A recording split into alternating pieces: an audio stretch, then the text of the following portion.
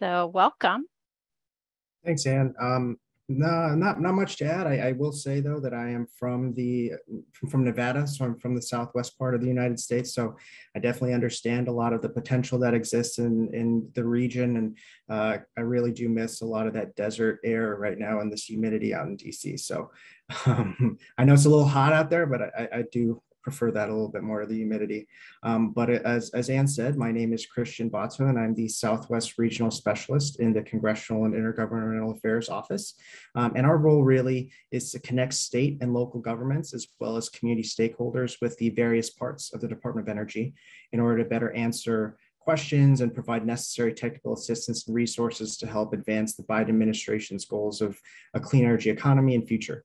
So consider me to be one of the front doors to the department. If you ever need anything, any assistance or questions that you'd like me to route, please don't hesitate to reach out to me, and I'll go ahead and enter my email address in the chat for those of you who don't have it.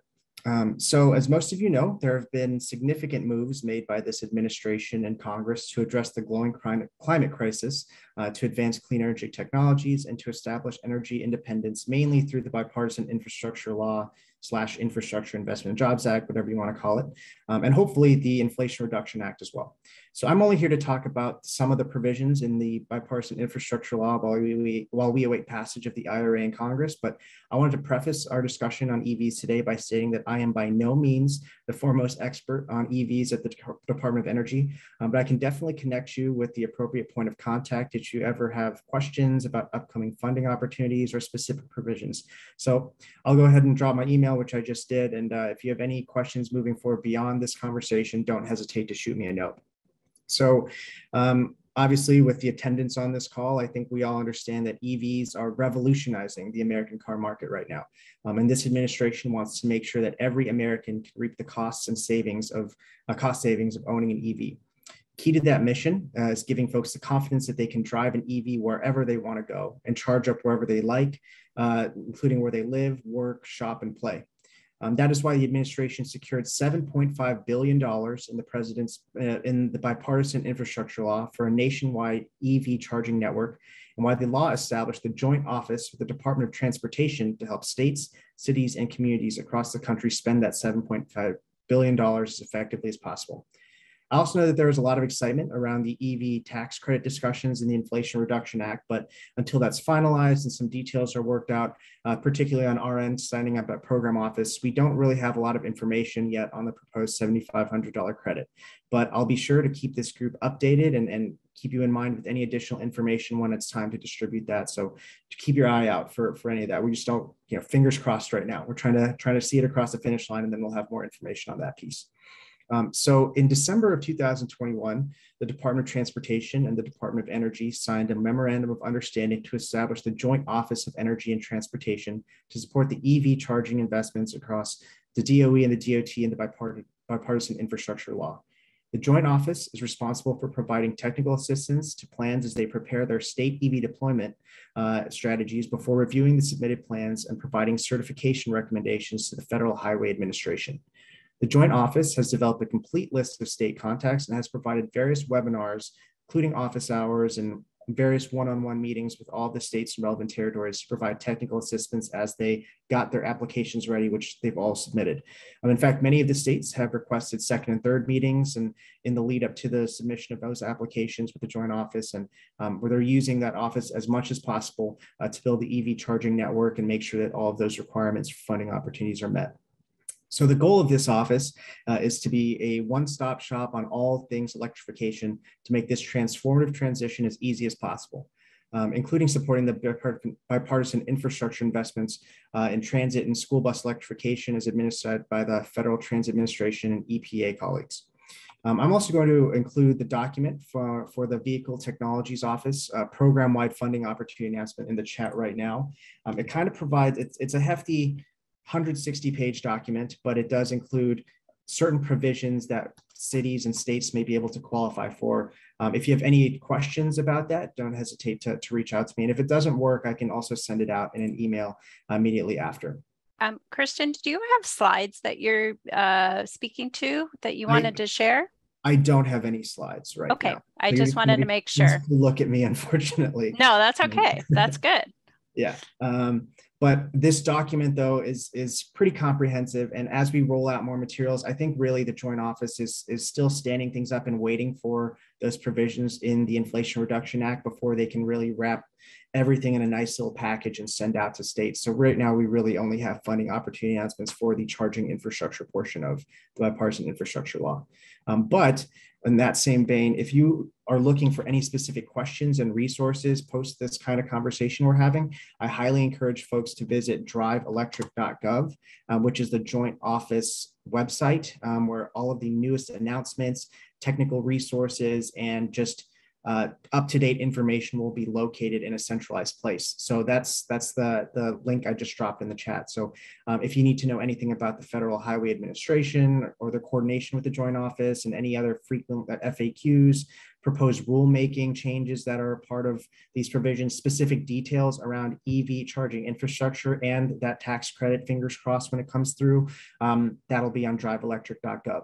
So make sure you kind of bookmark that and keep up to date with any information on your end on that piece. So today I'll kind of cover a couple of the key pieces of the EV charging strategy, which have many components as laid out by the Biden administration. This includes the prioritization and development of publicly available EV infrastructure and a set goal of having a nationwide network of 500,000 chargers that are convenient, reliable, affordable, accessible, and equitable. It is expected that this goal will be met through a variety of actions, both public and private investment involved. So notably, the bipartisan infrastructure law provides $7.5 billion towards this goal, and the allotted EV charging programs are twofold. The first is the National Electric Vehicle Infrastructure Formula Program. So I don't know if anyone had the opportunity to catch Secretary Granholm on Stephen Colbert a couple of weeks ago, but she made this big announcement that all 50 states and relevant territories had already submitted their proposals, their strategy for the EV charging infrastructure, and that is for the formula funding. So the NEVI formula program provides funding to states to strategically deploy EV charging infrastructure along designated corridors and to establish an interconnected network to facilitate data collection, access, and reliability. So the funds from this portion of the formula program are about $5 billion, and they will be used in three separate ways. The first is acquisition and installation of chargers. The second would be orientation and maintenance of these those chargers moving forward. And the third would be data sharing to ensure that the long-term successful investments are made under this program and to continually monitor what is the most effective pieces of this national corridor that's been established by the Joint Office and the Federal Highway Administration. So the Department of Transportation and the Department of Energy developed guidance on the implementation of the NEVI formula program for all of the states, and they shared that with them many conversations in the lead up to that due date, which was last week. And the draft guidance focused on interstate and designated highway corridors for EV charging deployment to develop the backbone of a seamless national charging network. So that's roughly the 500,000 chargers that President Biden has been outlining for the longest time as part of his strategy to address a clean energy future and economy. So a lot of these provisions also include tackling the administration's priorities such as Justice 40, making sure equitable resources are made available to all communities, and workforce development, creating those jobs as we build out this national EV infrastructure highway. So once a state has fully built out its designated highway corridors, it can spend funds on the EV charging infrastructure on any public road or in any publicly accessible locations, including other communities that are designated outside of those federally designated corridors that have been established by the Joint Office. So all 50 states, as I stated, have already submitted their EV charging infrastructure plans that are now under review at the Joint Office. And there's an anticipated 2-month review process that the initial plan is implemented. And after that plan is initially implemented at the recommendation of the Federal Highway Administration, that process will occur again. That certification will happen to renew every year. So annually, that'll go under recertification again. So in that plan drafting process, the Joint Office has worked with state governments and state energy offices to have a 180-day minimum standard and requirement established clause by the Federal Highway Administration to create binding technical requirements for all formula program funded corridors, making sure that there's uniformity amongst them, reliability, and a convenience of that charging network, such as fast chargers, making sure that folks can get to where they need to go. So DOT worked with Department of Energy via the Joint Office to develop those standards for installation and operation, maintenance, traffic control and signage, data collection and sharing, and network connectivity and payments. So all of those conversations that occurred before were included in those plans that the state of Arizona has submitted to the Joint Office already. And those have been the multiple conversations. Now, I don't know how many conversations exactly were had between state officials in Arizona and the Joint Office, but at one point we were proud of the fact that I think back in June, late June, we had already touched each state office at least once. So that was due at the end of July. They had another month to kind of go through those provisions, and a lot of that technical assistance really helped work out some of those kinks in the plan. The second portion of that $7.5 billion, so the remaining $2.5 billion, is a discretionary grant program. So the bill, bipartisan infrastructure law, also established $2.5 billion discretionary grant program called the NEVI grant program, to fill gaps and provide critical community charging to support the overall network beyond the corridor that was established in the formula grant program. So these are geared towards more rural areas or state identified communities that need more of those technical, support when it comes to charging infrastructure that exists outside of the nationally established network. So this program is required to be established within 1 year of the passage of the bipartisan infrastructure law, and is still under development at the Joint Office, obviously waiting for a lot of these plans to go through the review process and be finalized. But while I don't have a timeline on this piece, I will again be sure to notify this group when there's more information on the grant program. It'll take a little bit longer as the 2-month review period for the formula program funding is under review, and a lot of that still needs to be developed and installed in the first place. But 1 year after, it's coming up pretty soon, so we'll have a little bit more information coming up. So additional details can be found in the document that I shared, and it has a host of other smaller dollar amounts for funding infrastructure and kind of EV production and manufacturing as well. But again, the best place to keep bookmarked for any and all things EV development is driveelectric.gov. I can make sure to also connect you with relevant points of contact at the Joint Office. And again, if there's anything outside of the EV portion that you'd like to flag or raise for your respective cities and communities, please don't hesitate to reach out to me. That my email is, I can route you anywhere within the Department of Energy as we're standing at program offices, and as more dollars are being made available from bipartisan infrastructure law and hopefully the Inflation Reduction Act. So again, I just want to make sure that you all know that I am a front door and a liaison to you in a lot of different ways, not just on the EV front. But hopefully this kind of brief overview and some of the resources shared can kind of guide you in the right direction moving forward as you develop some of that strategy. I see you can't open the document in the chat, so I'll go ahead and send it out via email. I think that might be the best way to get that across. Sure, yeah, we're happy to pass that on. I think it might just be tied to your local account. That might be the I think I need to share something else, but I'll make sure to send that out via email to you, Ann, and hopefully we can get that distributed. Great, okay. Danae? Yeah, Christian, thank you so much for that overview. And I know you're juggling a lot, as that front door to a federal agency and working across the Southwest. So we really thank you for spending time with us today. There's a lot of us on this call that are looking forward to having some support in this area. And, as more details come out, we may invite you back to give us even more in depth with opportunities. I was going to ask, you had mentioned in here, let me see, I was kind of taking notes as we went. One thing that caught my attention is you mentioned the NEVI formula funding. Once Arizona has met that, I believe it's every 50 miles.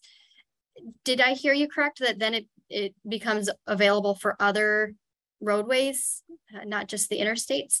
Yes. So once anything that's been established in the plan and the revisions made by the Federal Highway Administration are applied, and all of the dollars are used to create that infrastructure based on the corridor and from their plan that was originally set, the remaining dollars can be used to address other concerns. I think there will be an additional review process, that takes place after the core set of the national corridor has been outlined, but that additional funding that's left over can be used for other communities and other places, in addition to any funds that are gained from the formula grant program, or from the grant program.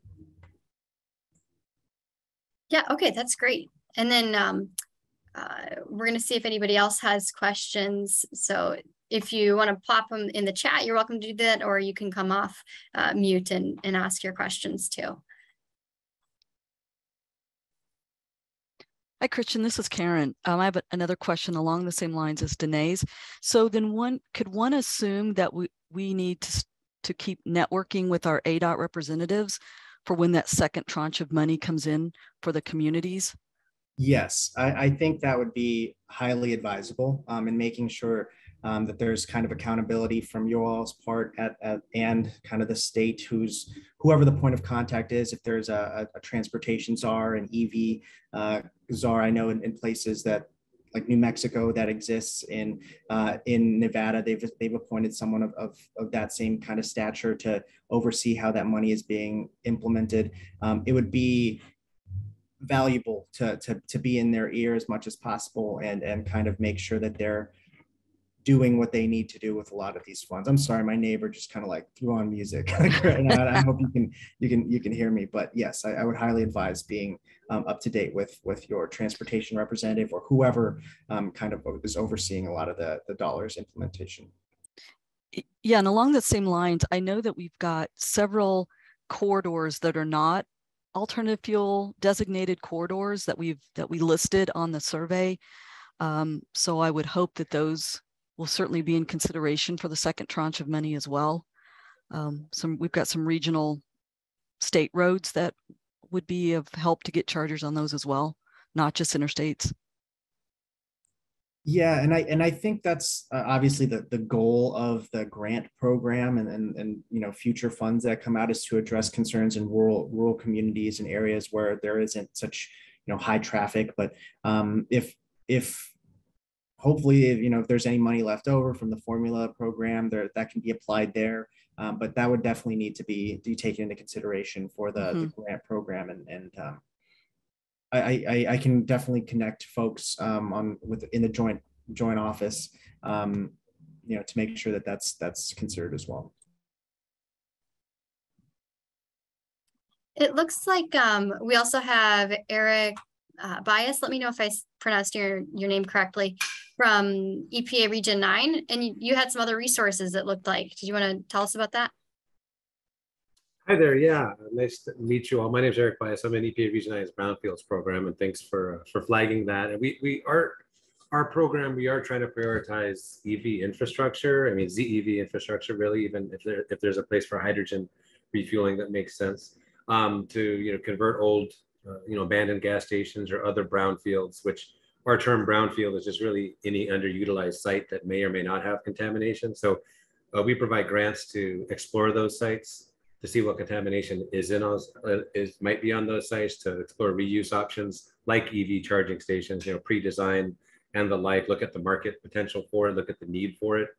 And then also we have cleanup funding for that. And we're trying to pair our funding and resources in with all of this other infrastructure construction funding that's coming, as Christian just mentioned, and plenty of other sources to reuse these existing lots into community assets.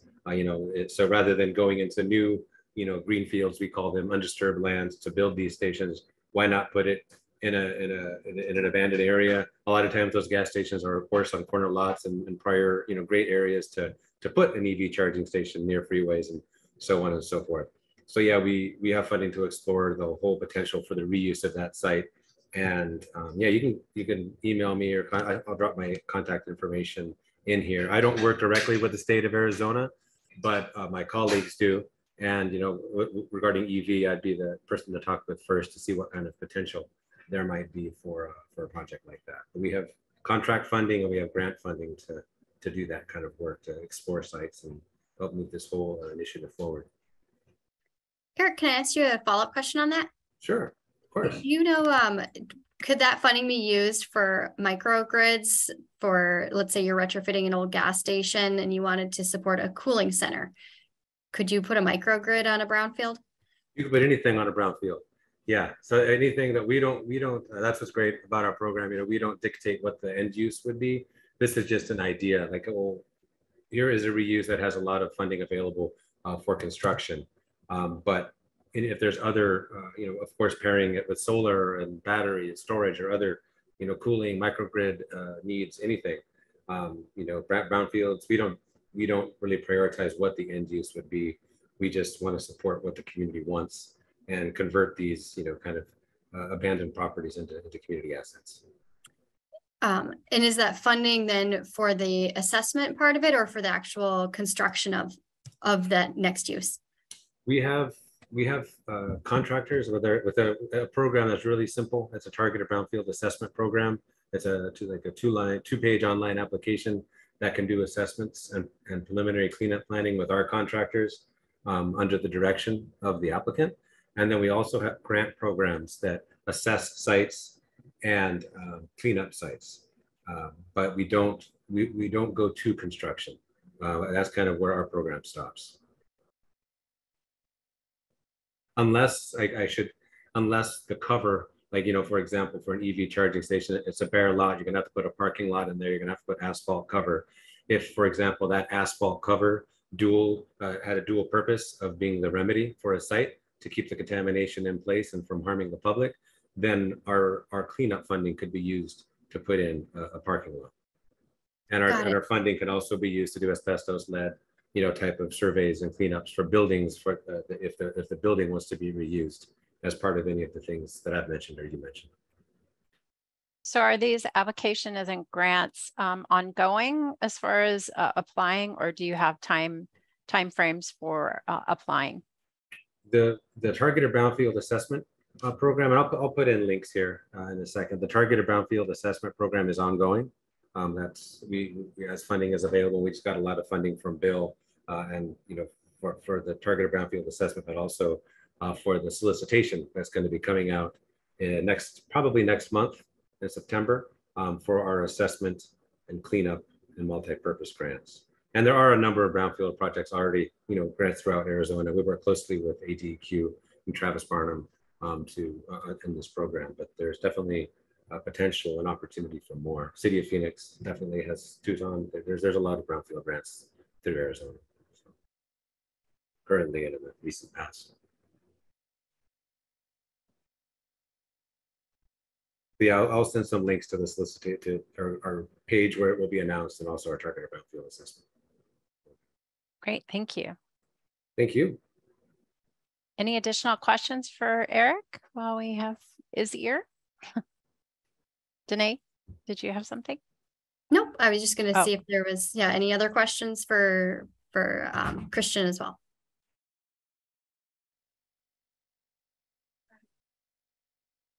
And feel free to unmute yourself. That's probably the easiest way to ask your question. All right, Christian, I'm going to throw one more at you. This group has been really trying to coordinate our efforts so that we can have a more regional approach for electric vehicles. And I'm wondering if at this stage, if you know, has there been discussion of what regional grant applications would look like if we had a number of cities that wanted to go in on one grant?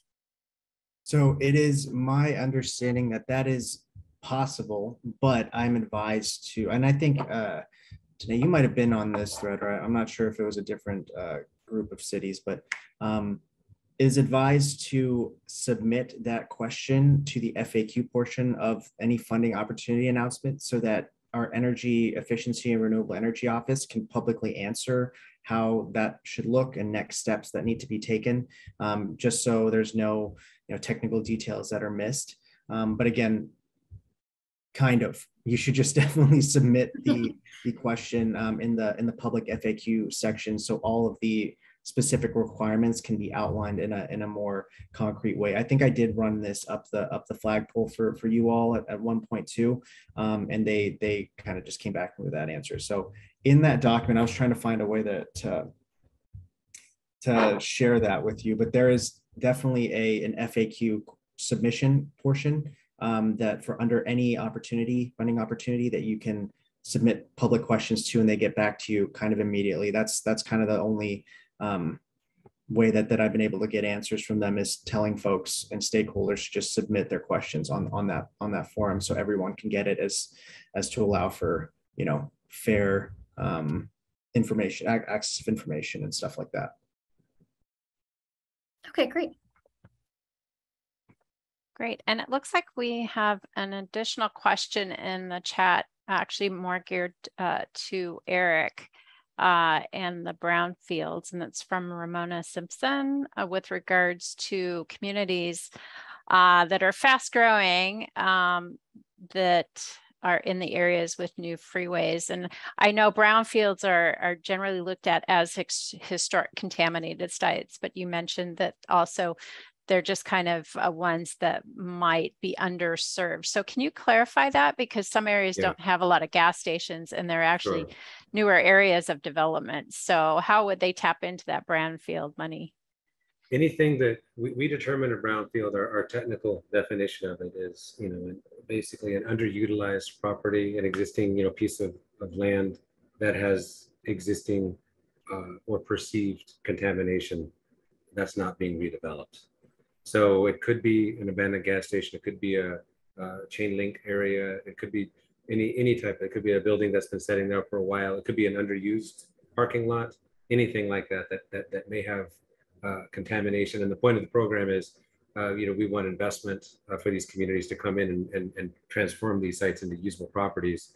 And that uncertainty around is there contamination on the site or not, and the time and the cost to figure that out keeps developers away. So our program is really just to figure out, to answer those questions. Is there contamination on the site? If there is, what is it? And what would it cost to clean it up? And then for the cleanup grant could actually clean it up. So hopefully that clarifies the question. But I was going to say, Ramona, do you have any additional questions? In the case of town of Queen Creek, they are in more of an agricultural area. So I'm not sure if if they would qualify for something like that, unless it's a commercial property. Abandoned agricultural areas, sure. Maintenance buildings, fertilizer storage, chemical storage, all of those could qualify as brownfields. Barns that are sitting there, they're built, or buildings that were built from the 50s or 60s or 40s that might have asbestos in them, you know, those can count as brownfields. So it's a very broad definition. And you know, I'm happy to, and our team is happy to talk with Ramona about the, you know, the details of their sites, and, you know, try to find a link there. Because we always try to find a way to make it work. So. Great, thank you. Thank you. All right. Any last questions for Christian? Or in this case, Eric too? So Christian, it looks like we need to get some follow-up information and links from you so that we can pass on to everyone as a follow-up. If you have any questions as we progress with the meeting, feel free to put them in the chat, and we can kind of bounce back and get some clarification for that as well. So awesome. Thank you so much, Christian. It's really great to have you at our meeting, and you're always welcome to participate at any time. We love having that interaction and access to federal resources and information. So thank you so much for joining us. We really, really appreciate it. Yeah, thank you for having me. And I did include a link to some of the funding opportunity announcement FAQs and how to submit some of those questions as well. Feel free to shoot me a direct email, and I'll get that document over to you, Anne, so you can hopefully distribute that over to everyone on this call. But thanks for having me. Great, thank you. All right. Well, with that, we will kind of transition over to more of the community level opportunities. And so we're really excited to have Emma Viera, who's Executive Director of Unlimited Potential, who is going to be talking about the Community Climate Resilient Partnership mini grant application for community-based organizations.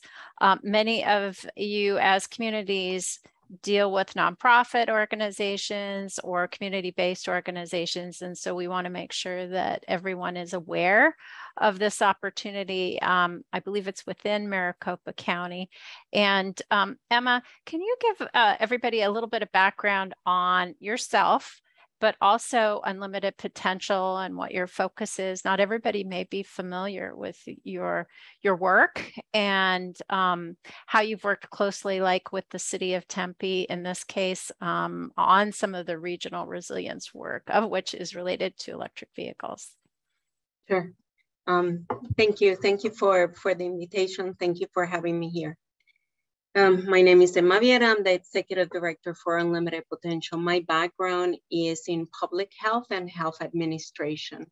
I'm originally from Puerto Rico. I have been here in Arizona for 28 years. So I have learned to love Arizona, coming from an island to a desert. In my work here in Arizona, I have experience working with the state, the county. I have international experience as well as direct care, and integrated health has been the approach that I have been passionate about it. Most recently, I started to work with Unlimited Potential 3 years ago. Unlimited Potential is a grassroots organization. It started as parents coming together, saying we want a better, brighter future for our children. From there, we have taken education as the foundation for every program that we work with. Today, we have 4 main areas that we work with. One is adult education, where we are a certified training site for community health workers. We have over 200 community health workers in different levels of their training. In addition to that, we have been working for the last 3 years in environmental justice areas. And as you can imagine, it's quite difficult because we all understand that we all feel that days are getting hotter, that situations are getting, may have 120 degrees. It's not a big deal for us. But in reality, that has an impact that many of us don't realize in terms of our physical and emotional health. What we do from Unlimited Potential is create those barriers that, no, this is not normal. This is not something that we just need to get used to. This is something that we need to act now. And then how can we act from the community level and make those changes to our built environment? Then in addition to that, we work in disease control and prevention. And we also work with a healthy living. We're one of the founders of Spaces of Opportunity, which is 19 acres of urban farming in South Phoenix. So everything that we do with environmental justice, and we have been working now with the city of Tempe for the last 3 years. And it has been bringing the voice of the community, bringing what we can change within the community. When Braden and Brianna brought up the idea of let's work within the regional infrastructure exchange and bring the community-based organizations as one of those pillars under that regional infrastructure. What we are doing is bringing the opportunity for community-based organizations that traditionally have not worked in environment or climate issues to educate, to create that awareness, and then from there, develop the opportunities to be involved and develop the opportunities for that integration. Because in reality, when we look at the social determinants of health, everything that we do is impacting our health. And the environment is, as you all know, is nothing different than that. It has huge implications. But then as a community-based organizations, what are the guiding principles that are important to us? We have been meeting now for, I will say 5 months or so. And then in there, we have over 40 organizations, community-based organizations that are part of this group, this partnership. And from there, we are talking about and revising the guiding principles. How do we want to be included? What are some areas that are important to us when we are having these discussions of building something and creating that transformation to our environment? And when we talk about equity, what does it mean? Inclusive. Another guiding principle is to be inclusive. So what does that mean? Is that multi-generational as well as language justice component. When we talk about the diversity, the collaboration. So there are several guiding principles that are moving us that we believe are important to us and the relation between us, as well as when we are talking about working with other organizations.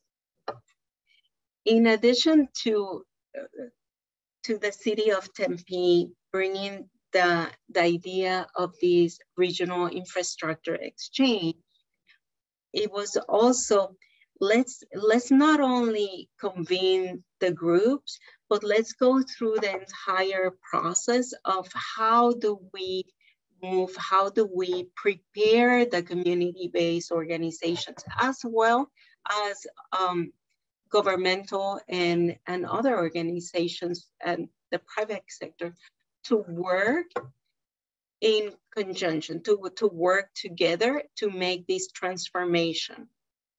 And that's when the mini grants come. The mini grant is that pilot, that process that I know that we can use as an opportunity. It is a small funding. The total funding for the mini grant is $20,000. There is no way that we will be changing climate with $20,000. But what we do have is an amazing opportunity of building the foundation for a strong collaboration that then will take us to the millions of dollars that Christian is talking about. So that is, those are that foundation, that preparation, that infrastructure that will move us and only creates a stronger regional group to be positioned to receive and act and be truthful and honest, be real to changing and changing what we have, transforming what we have presently, and creating that equity among the different communities. So the mini grants are, and I know that Anne will be sending the mini grants to all of you, but the mini grants are based on, again, is a total of 20,000, and the project will start in September 1st to December 31st. The applications are due on August 22nd. The idea is that the award notification will be available by August 29. The number of projects funded will be 2 to 4 projects that will range between $2,500 to $10,000 each project. And the application is from the specific community-based organizations, but because we are talking about a regional exchange, a regional infrastructure, what we want is organizations that traditionally don't work in their area. We want organizations that get out of the comfort zone. So If you are an organization that are traditionally working in South Phoenix, let's move to someplace else and let's partner with someone else. Many of the organizations that we have in the partnership are not climate related. They come from different areas. We have Asian Pacific Community in Action. We have Orchard Community Learning Center. We have Mi Familia Bota, just different organizations that create that awareness and developing that consciousness that everything around us has an impact in our health, our climate. I do see a, okay.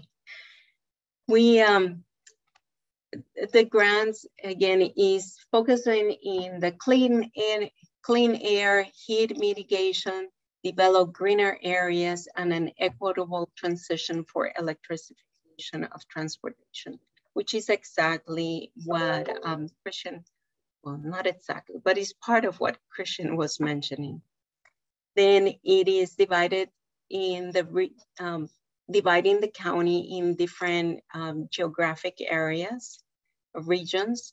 One is the Northeast region, Northwest region, Central, Southeast, and Southwest region of the county.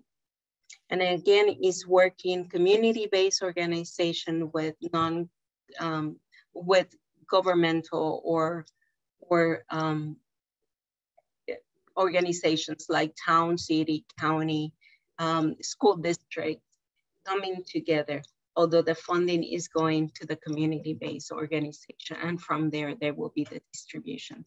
So it's not about how big the project can be, but how well we understand the steps to a good collaboration.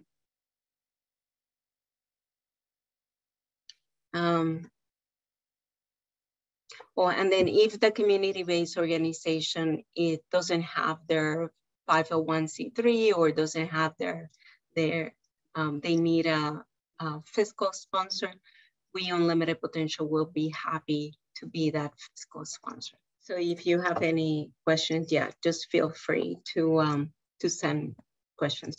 No. Emma, can you clarify the communities or the areas that these mini grants will be available, like the organizations that can apply? Is it Maricopa County specific? Yes. Yes, it is Maricopa County, and it's looking at the whole region. Okay. And to clarify, this can be used by basically a community-based organization that's relatively small can take advantage of this funding. Correct.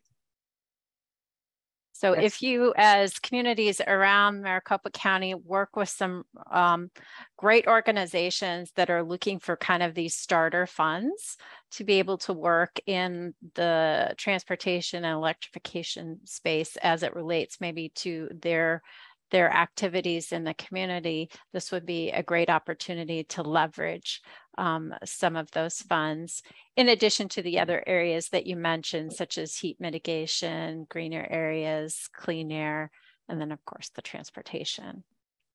Yeah, and this is an amazing opportunity for community-based organizations or community groups to learn how to work in this area, as well as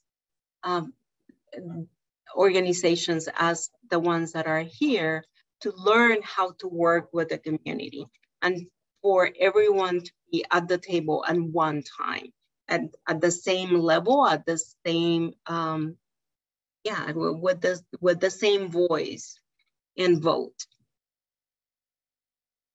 That's a really good point, because you're talking about kind of shifting that power so that the community has more of a say in their interests in what they want to have change or take place at the local level as well. And that's where those community-based guiding principles come in that you've created. as well. And for those of you that aren't familiar, the Regional Infrastructure Exchange has been a workshop series of meetings that started in January or February of this year and have talked a lot about the various types of funding coming down through the IIJA and then through various sources as well. We've had meetings with the communities, we've had meetings with nonprofits. We'll eventually have meetings that involve the private sector as well. And I wasn't sure if the city of Tempe wanted to share any additional information because basically all communities can participate in this process, and it's really kind of building on the Sustainable Cities Network and the federal infrastructure workgroup activities that we are trying to promote. There's a lot of different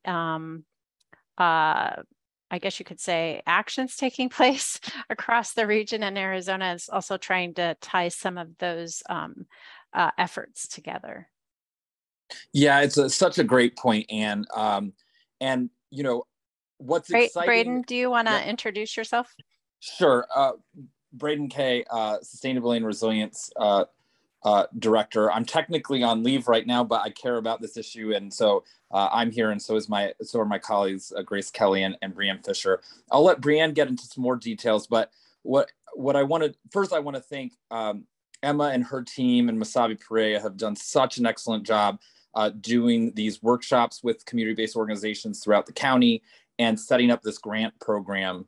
And what we know from coming out of folks like Christian and folks out of the federal government is that the federal government, as this money is coming down for EVs, as this money is coming down for renewable energy, for if IRA is passed for all of these climate justice initiatives, and they're in the grant applications, they are going to be looking for cities and organizations to really be clear about how the most impacted residents in your community are going to benefit from this funding.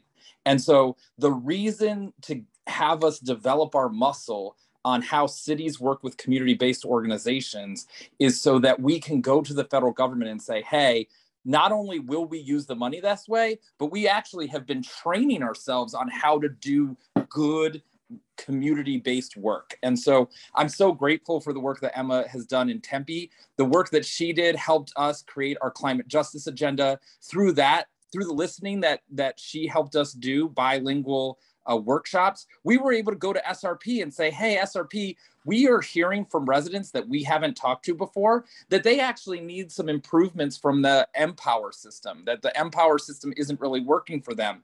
Then, you know, Brian Bednar and folks at SRP hooked us up with the folks that run the Empower program, and the Empower program, SRP is making changes to the Empower program based on the community listening that she did. And so it is so powerful to be able to work with community-based organizations to lift up new voices. And, you know, the SRP example is such a great example of we didn't know it was a problem because we weren't hearing those voices. The moment we invested in doing that listening, we were able to do, you know, improve the quality of partners' products and improve access to energy, you know, assistance, and improve access to energy billing issues that were happening. So that's just one example of how we can do this. I know that Danae has done similar work, you know, doing those listening sessions in Avondale. Mesa's done incredible work around resilience to extreme heat, you know, with CHISPA and other organizations.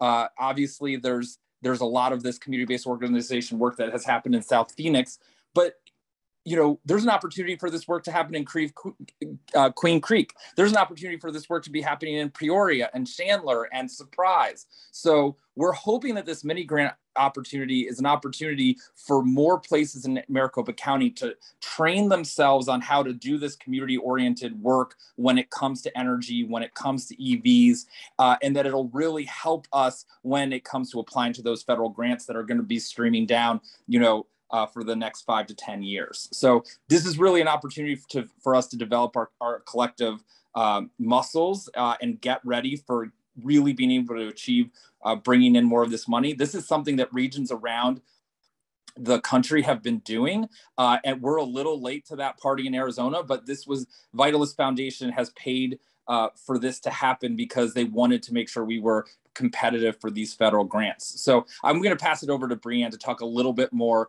about the why behind this. And then we're really excited to hear what other questions you have for the group and for Emma. Yeah, thanks, Braden. And my name is Brianne Fisher. I'm the Climate Action Manager at the City of Tempe, helping support the Regional Infrastructure Exchange. And I think Braden hit on the why, and Emma hit on the why a little bit, but just to streamline it, it's if we are really wanting to be competitive in these big funding opportunities, we will need to be regional applications. We'll have to have a regional component of it. We will be successful if we are including community voices. And then the other aspect of it is some level of workforce development piece. And so stringing together those values that the federal government have is really where this opportunity lies. And as Braden said, building our muscles, these mini grants is 100% way. You can do that in a really localized control way, and you can use that as part of a grant application. And really it's the principles that have been developed by the community-based organizations are being operationalized in these mini grants.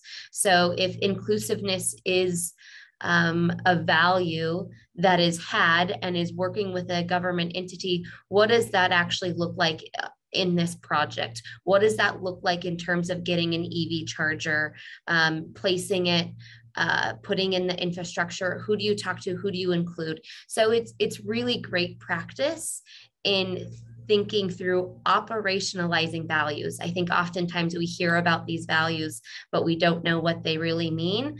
And so, as Braden said, I think we'd love to see some different communities apply for this and really be able to use it as an opportunity to build upon for a larger grant proposal. And that's all I have. And I know we're a little short on time. Oh, we're good. We're good. I'd like to certainly open it up for questions, specifically for Emma. If you have questions about the grant, and maybe just reiterating the deadline for it. And the grants have to be completed by the end of December, correct, Emma? So it's a pretty short time frame. Yes. However, we are not looking for big projects. What we are looking is for a good process, a good opportunity to grow. Emma, I have a question for you on behalf of the group. If there are cities and towns on the call that would be interested in partnering with a community-based organization, what would be a good way, do you think, for them to connect with those community-based organizations to let them know, like, hey, we're open to this? I understand this is very much driven by those community-based organizations, but sometimes if there's not a connection, it can be hard for them to know what cities to work with or who to connect with. It will be if they do have a community base but they don't have the contact, please let me know. We can bring that contact information. We can make the introduction to the group and bring it to the individuals. So if I understand correctly, if there's anybody on this call that would be interested in partnering with a community-based organization, they could send their contact information. Would it be to you or to Unlimited Potential? And then you can kind of help be that bridge in this beginning process? Correct. Okay, awesome. Other questions for Emma and Unlimited Potential? It seems like a great opportunity. And Emma, how are you and Chispa as well promoting this type of mini grants? Right now it is through the community-based organizations that we work with. So do you have your like an ongoing listserv, or do you meet consistently with these groups? Correct. Yeah, we do meet in the month. Right now we're meeting every 2 weeks. And the same here, if you can, if you know of community-based organizations, or you know of you yourself are interested, please look at the information, send your application. And I will certainly email everybody out after the meeting with a follow-up with the document, and then also your correct contact information. Thank you. Yeah, absolutely. All right. Danae or Karen, any last thoughts before we move on? No, this is Karen. I think it's great. Emma, thank you so much for being here today. And Christian, certainly some great funding and financial assistance opportunities. So please take advantage. And we've got some different communities on our call today. So glad to see some folks that are new kind of to the call that got to hear this information today. Yeah. So thank you again, Emma and Christian. Yeah, thank you so much, both of you, for joining us.